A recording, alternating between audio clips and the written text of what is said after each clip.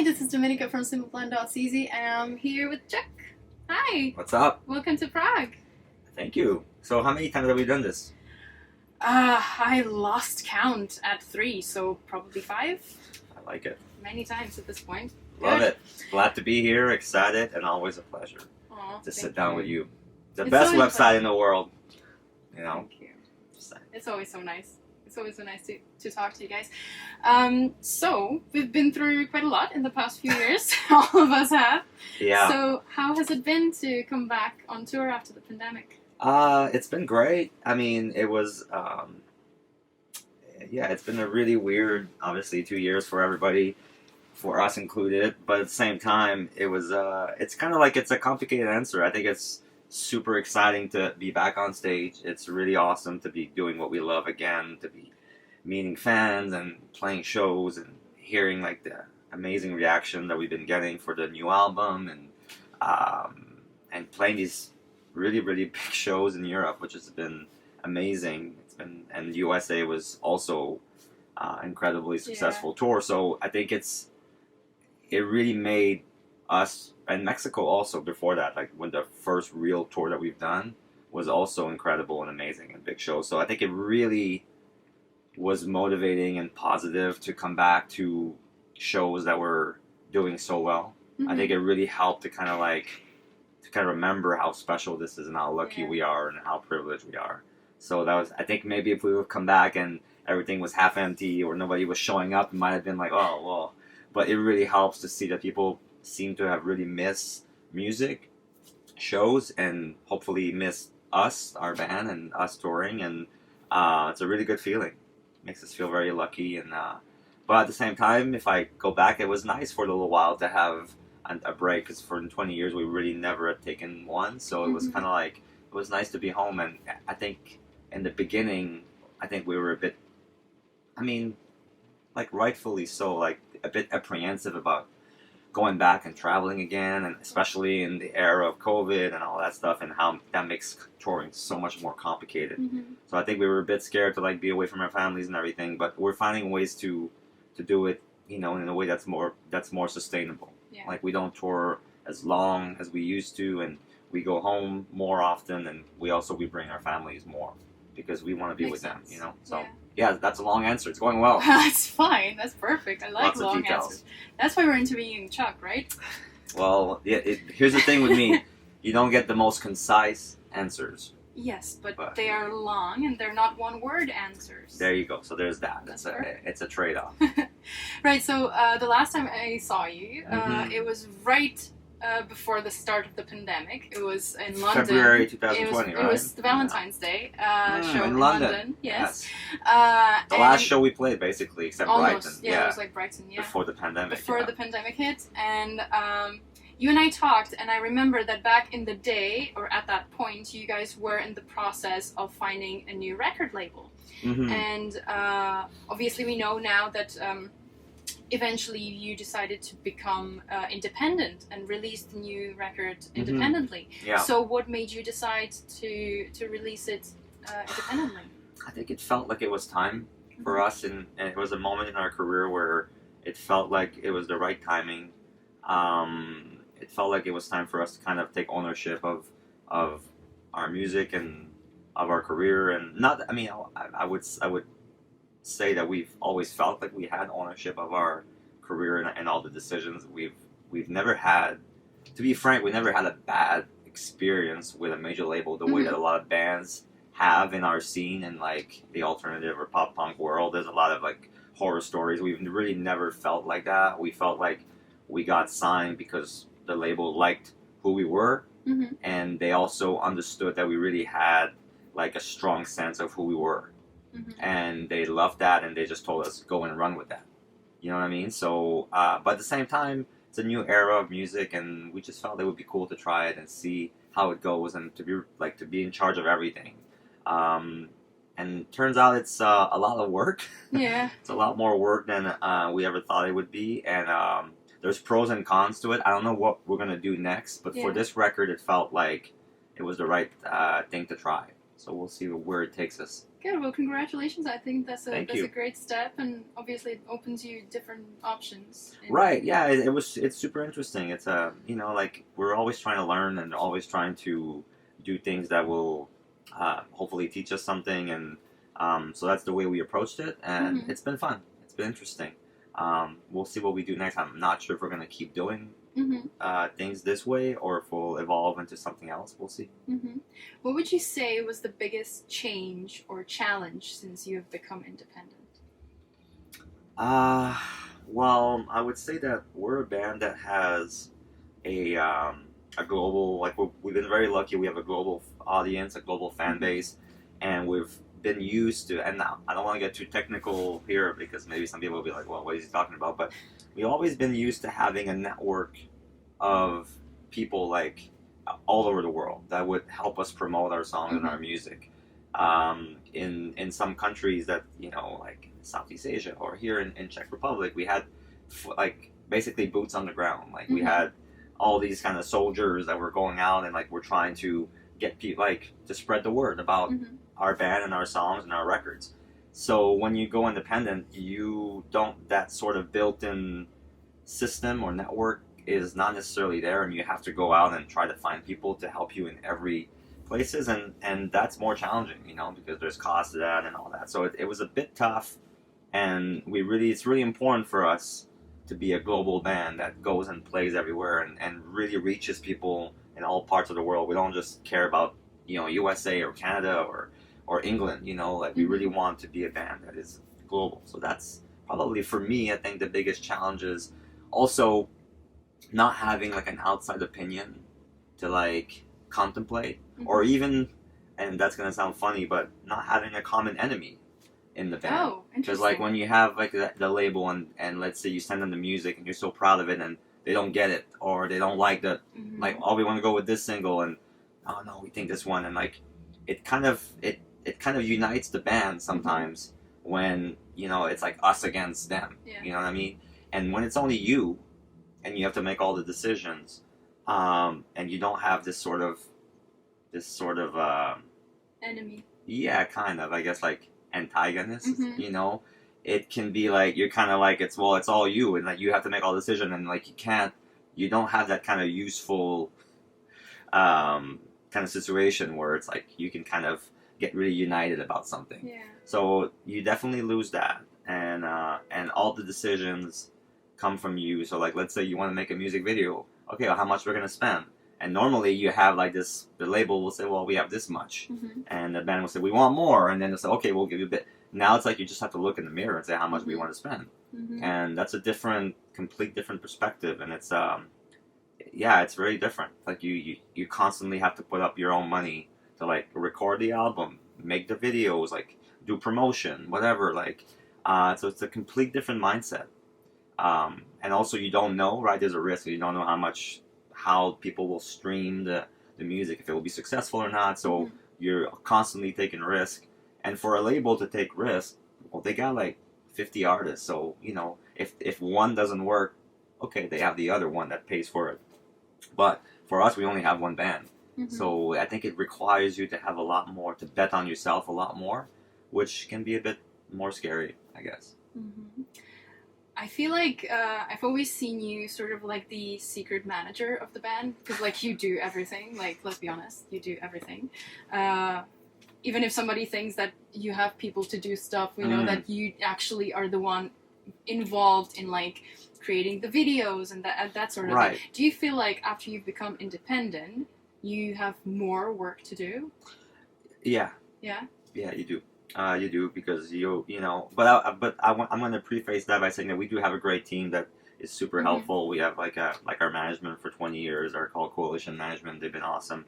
Eric, Davey, all the people there, and Stephanie and all that. There's a lot of people Sarah, that have been really helpful and are there to support the band and everything. But I think what you're referring to is having the vision and having like the sort of like knowing what's the best, or not knowing what's the best, but trying to find the right or the best path for the band. I think we always had that within the band. Like we always, because like labels and management and agents, they have multiple bands. We only have us, so nobody's gonna care more about this particular band than the people in it, and nobody's gonna be more passionate about it. Nobody's gonna be willing to work as hard as the people in the band, because that's all we have. This is our. If this doesn't work, that's it. So I think that's always been the approach, is kind of like to really give it our 100% and be fully committed to it. And that's how I've lived these last 20 years, is that this is like the sole focus, but yeah, so when you don't have a label and when you're doing things like that, there's even more stuff that comes in. It's a lot of work. I would say that. But at the same time, it's super rewarding, It's exciting to release something and to see the reaction and to see the people. I think what's been the best part of this record is to see across the board, like, how unanimous the reaction has been. I don't think I've seen one comment from fans saying, like, oh, we don't like this record, I wish you did this or that, blah, blah, blah. Like, people really feel like we've delivered something that is quintessentially Simple Plan. Like, we created an album that is, I think, one of our best, and it really sums up everything that people and that we love about our band. Like, it has all the elements, it has like the energy of the first record. It has like the sort of like the anthemic big arena rock anthems that like the second record had. It has the emotional and like the more like introspective side of the third record, and then it has just like the not taking itself too seriously and kind of like really like super melodic poppy songs that like the fourth record had. So I feel like in a way it has all the best ingredients, and that was our goal with the album. So that's what I'm the most proud of. Perfect. Well, congratulations on the new album. Thank you. We are so glad that it's finally out. Us too. I bet. Can you maybe take us through how the songwriting process goes? So, because I was wondering, like, obviously we know that you and Pierre are the main songwriters in the band, but I was wondering, what if, say, Jeff or Sebastian have, like, a great idea for, like, a cool riff or something? Can they, like, come up to you with, like, hey, I came up with this cool riff, can you maybe write a song around that riff? Yeah, 100%. Does that work? Yeah, like there's always that openness to, and even when we have songs that are fully written or whatever, if somebody can bring something that's more exciting or can improve the song, we always welcome that. It's not like we've always, like, I think we're very lucky with this record because we finished it literally like a few weeks before the pandemic hit, so we got to do it in person together. Yes. We didn't do it like via like trading files or online or emailing or like doing FaceTime or whatever. Like, it was all done in like the way that I think records should be made, which we got really lucky with our timing. And I think everybody came in and had some really strong and important contributions. Everybody brought their perspective, everybody brought their talent, everybody brought their creativity, and we created something that is ours. It's like the four of us. So I think that's important to us, that we always do that, But yeah, of course somebody can bring ideas. Generally, the way that we start songs is that I'll come up with, I would say most of the songs are like that. We start with a concept, like a title or an idea for a lyric, like words, and then like I'll sort of explain the concept and I'll pitch it to Pierre. Pierre will take that and try to sing the title or the words like in a really cool, interesting way that's fresh and different, and he's really amazing at that. I like taking like for example, Iconic. So we came up with this idea. I was like, oh, we should have a song called Iconic. I think that's a really cool word. I think it could be like a sports thing, blah blah blah. Like we could, and then he came up with I'm gonna be iconic, and it was like, holy shit. And he had like a whole melody for the chorus. I was like, man, it's amazing. So for me, it's always magical to see you come up with like a million pictures of you. Okay, so I had that thing. And the idea at first was completely different. It was the way it came to me is that I take a lot of pictures of my son. So I was like, oh man, and then we started messing around, and we came up. The subject changed. It became more like a love song, but the initial idea was turned into this amazing, catchy hook that is so I love. It's so melodic and so awesome. And, it turns into like a magical little thing. But you have that first idea, like the antidote, same thing. I love to come up with words that are unlikely to be songs. Like you hear the antidotes, it doesn't sound like a song title. It's not like I miss you or whatever, or like jet lag. That's kind of a weird thing. But I think that's what makes it interesting is when you're able to find a word that is a bit like unusual for music, but you turn into like a really big catchy hook. And Pierre is really amazing at that. So that's kind of how we usually start. And then we go out and we'll work on the melodies, and then we'll do all the lyrics together. We'll brainstorm the like the storyline and what we're trying to say, the concept, and Pierre will work on some riffs and everything, and we all kind of like go back and forth and try to work on the song and make it as good as we can.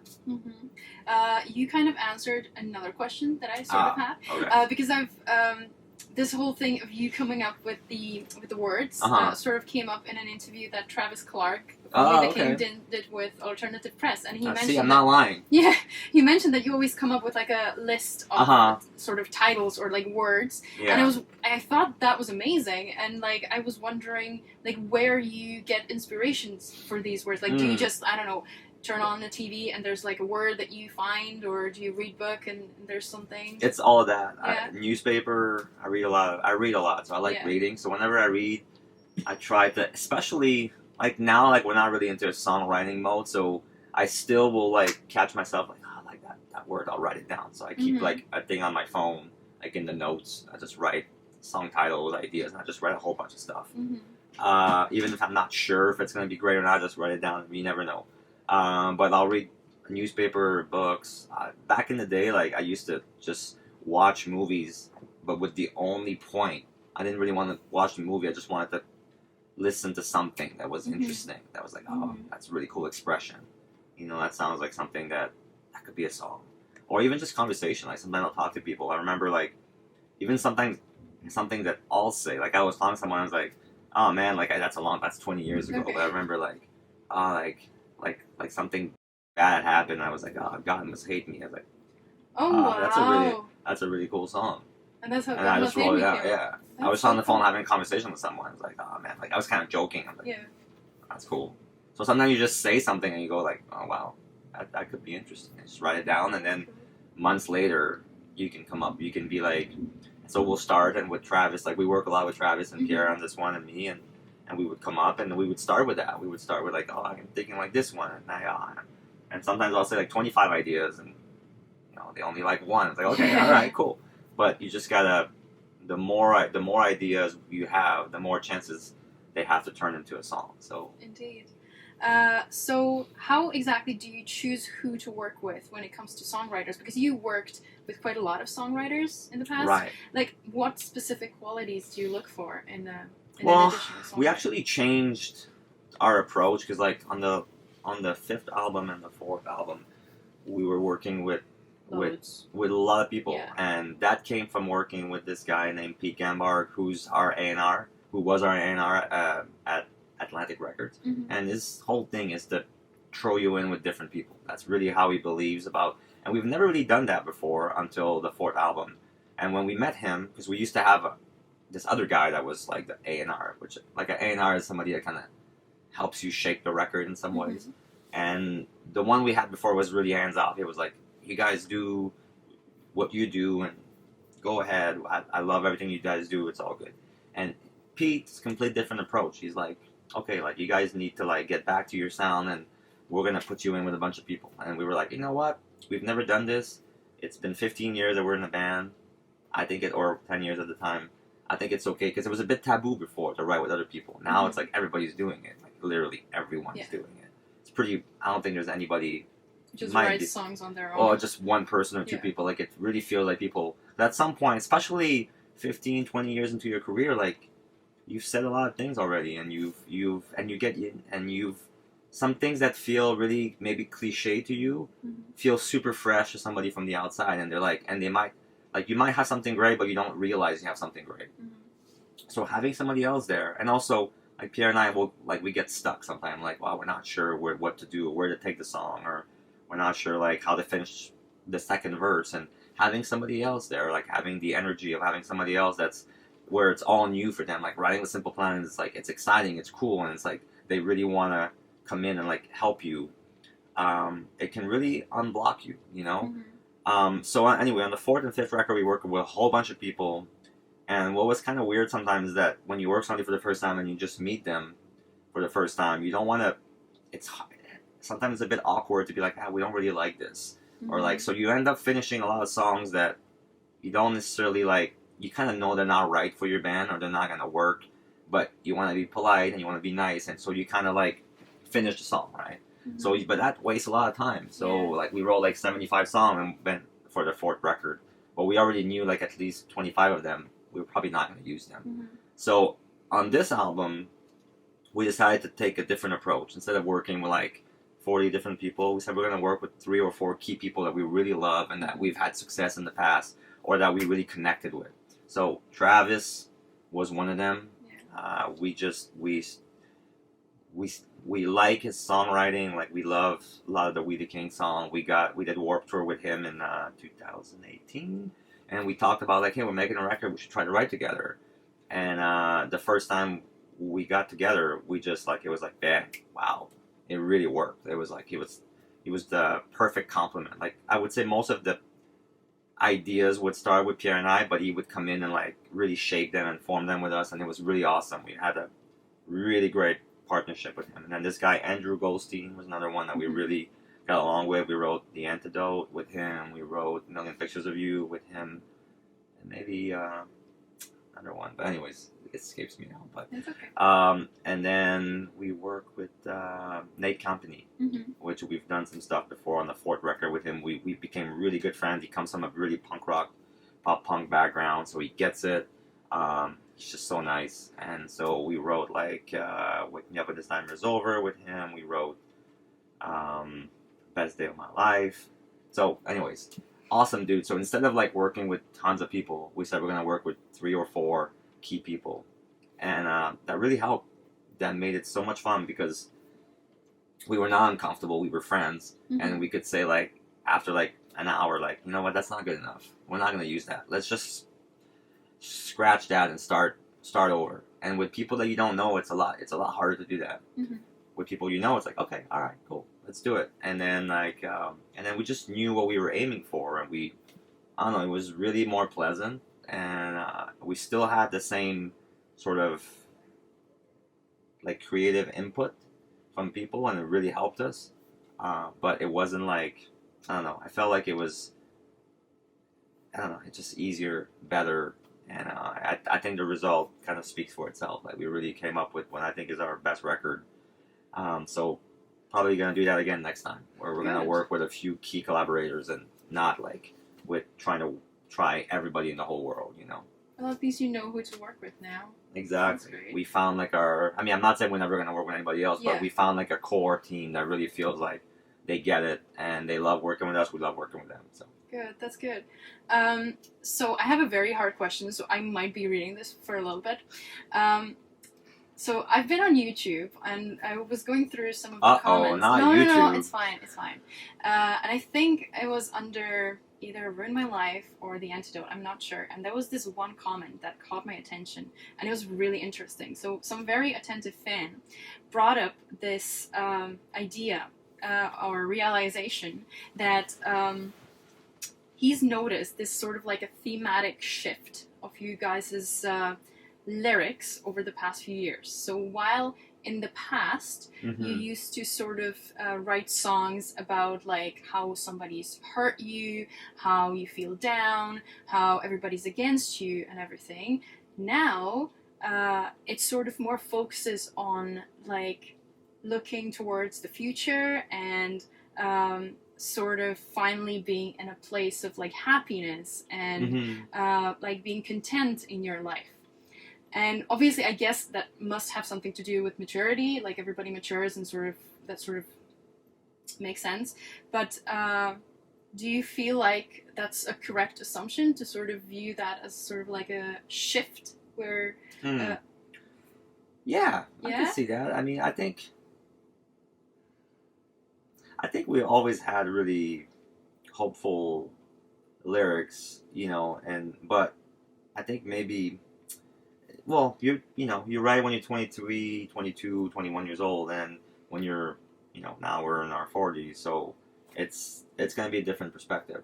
I think there's a bit more maturity, and there's also the fact that we don't want to write something that comes off and people can just write it off and say, oh, that's like teenage stuff. We're trying to, but then again, we know how important some of the themes that we talk about in our music is to our fans. So we want to sort of find a way to, because we hear a lot of people will say, like, they'll come to us and they'll be like, man, like, I can't wait for your record.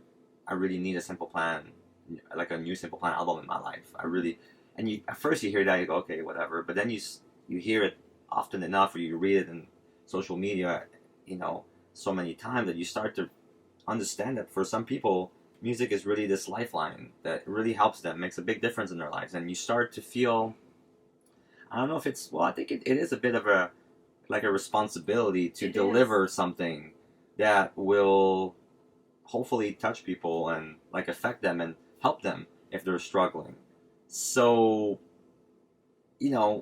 sometimes like, it's hard to explain, but like we want to write something that's very honest and transparent and that comes from the heart, but sometimes when you're, let's say, not as, like, let's say you're in a better place in your life, you don't want to be manufacturing drama or whatever, so you want to try to find a connection to the sort of earlier theme, but spin it in a way that feels true to who you are now.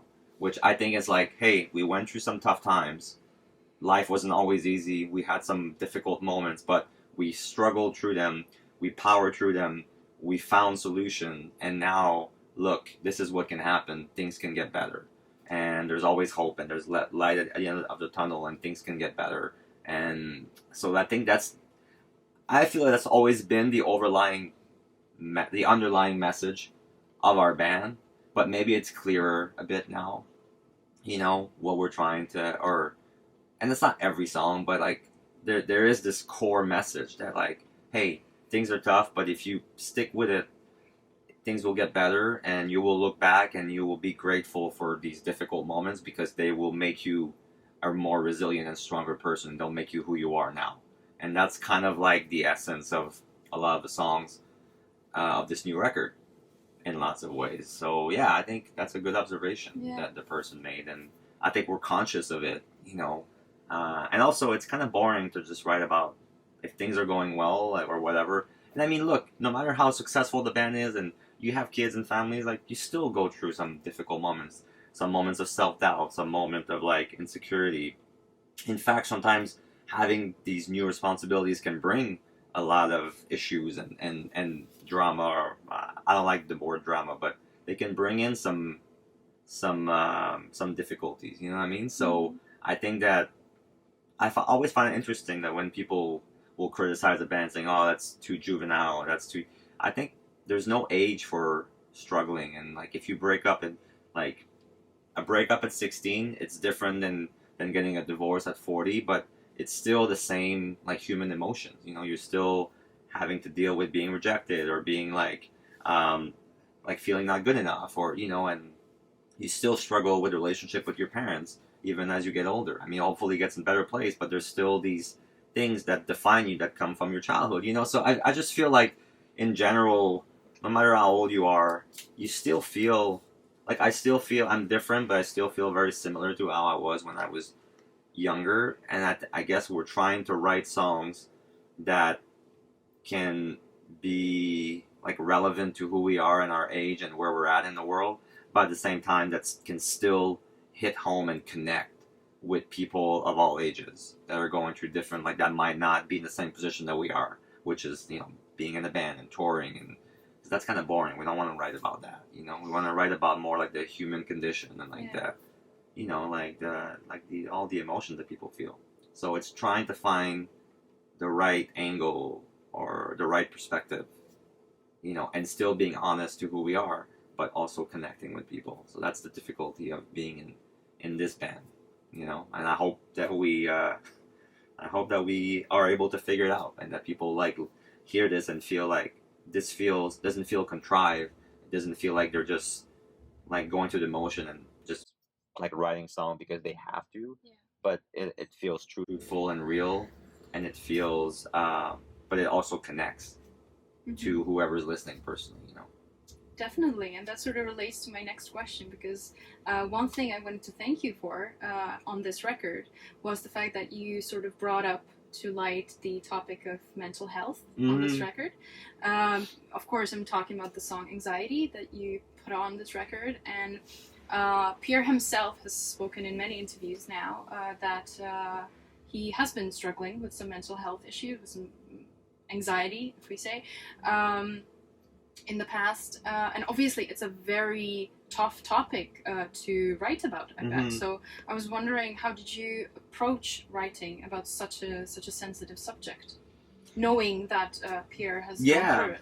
Well, I think it felt like authentic because he had, you know, some struggles with that, so it felt like it wasn't just us like observing a phenomenon. Like it was something that we had experienced.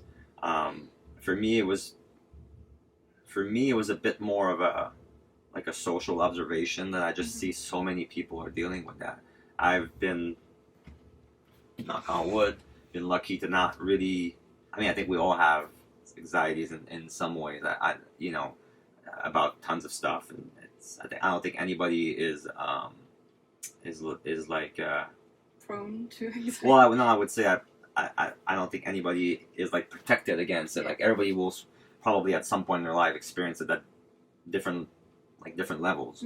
But for me, what was striking is just how much it was going on, and don't forget, like, we wrote this before the pandemic. Now it's even crazier. Like, I mean, it's been traumatic for a lot of people, and not just like the actual virus, but all the social consequences that came around that. So I think it's even more prevalent than it was, and you're reading about it all the time. So for me, it was more like being aware and seeing so many posts and so many people expressing themselves about it, and seeing all these like incredible athletes that were coming out and saying they were struggling with that. And it's like, man, like, that's everywhere, and it affects everybody, not just like the usual suspect that you would think, oh, they're prone to that. Like, no, it's like it really touches everyone. So we were trying to find a way to find an angle again that would be that they could hear this and feel like, oh man, like I'm being heard. I'm like, I feel like this song kind of describes what I'm going through, and hopefully it's helpful. So that's kind of the approach that we took. And in the lyrics, there was a little bit of it about like social media and like the pressure to measure up or to post stuff, or when you compare yourself to other people and like all their lives, like you go on there and you look at people that are, whether it's your friends or your peers, and you're like, oh man, like it looks like it's their lives are so much better than mine. You know, like even other bands, like you look at their shows, like, oh, there's so many more people, or like they're so much more successful, but again, you gotta sort of take a step back and remember that a lot of these things are just like little snapshots of whatever they want to show you, right? I mean, that's pretty well. I think a lot of people know this, but they don't realize it when they're looking at it. Like, you know this, like in an abstract way, but you don't really. You still feel like this sort of this fear of missing out, or this like fear of not measuring up and all that. So that's kind of that was one of the inspiration from the song, is like, I think we all fall into that trap of like comparing yourself and looking at other people and just trying to liberate yourself from that. And it's hard. It's really challenging, but it's probably the right thing that you have to aim for, because it's really toxic and not good. So that's kind of why, or that was the inspiration for the song, I guess. Well, speaking of songs, you've mentioned that you have some more songs up your sleeve that you still did have we? not. Yes, you did. Where? Everywhere. Okay. I know that you still have some songs that you haven't released that Right. are sort of like ready to go at some point. Mm-hmm. Do you already sort of know how you want to release them? Can't confirm or deny any of this. Okay. No, I mean, like, we definitely recorded more songs for the record, like a few, not that much, but a few more. So there's definitely and we've had demos and songs that we were, that we liked, that almost made the cut and that didn't in the end. So there's like a bit like the fourth record, how we came back with the EP that we've done. So there's a little bit of that. So I don't know how we're gonna go about it yet. Like we're still really. This feels very brand new for us. I know it's weird because nowadays, like you put out the record and it's like a month later, it's like, okay, what's next? Like, which is always like we need to adapt a little bit and we need to evolve and change. And I think the way forward is to try to release more stuff more often. You know, but again, it's going to be a bit of a shift for us because we've always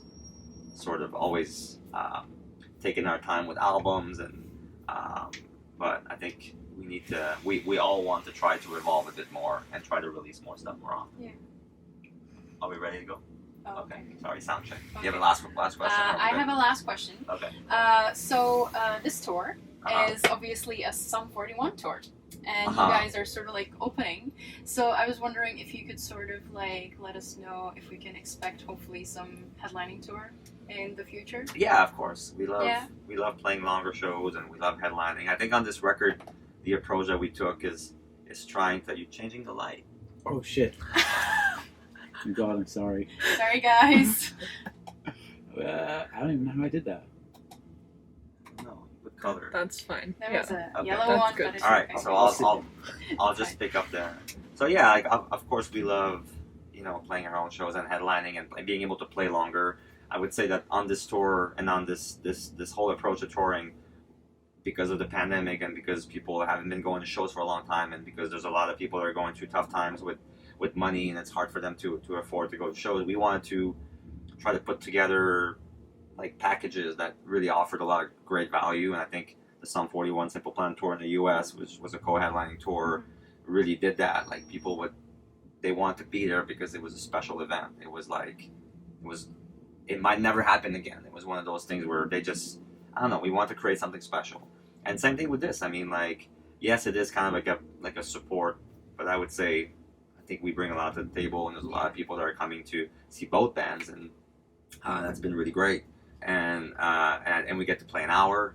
You know, I don't think we would have done it if we played 25 minutes. You know, I think we're at a point where we want to play as many songs as we can, so that's always really great for us. But I know our hardcore fans, they want us to play an hour and 40 minutes. And mostly the new album too. And new songs from the new record, and it's really hard to build a set list. And but we're trying our best, and yes, we will come back. We definitely have plans for 2023, so Good.